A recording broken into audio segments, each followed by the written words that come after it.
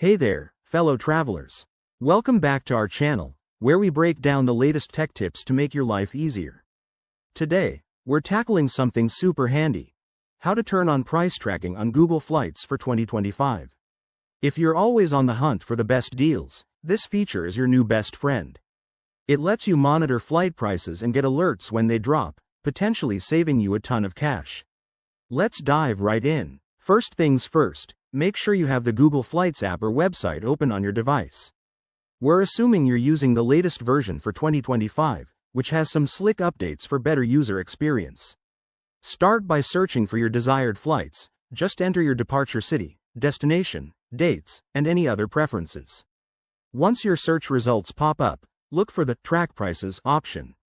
It's usually right there on the flight details page, maybe next to the price or in a menu icon. Now, here's where the magic happens. Click on Track Prices. It might prompt you to sign in with your Google account if you haven't already.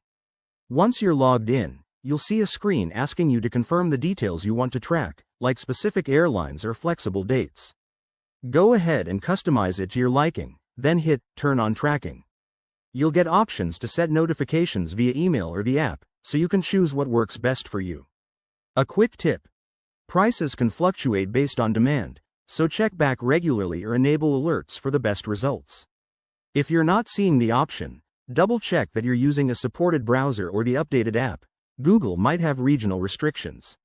There you have it. With price tracking enabled, you'll be notified of savings opportunities without lifting a finger.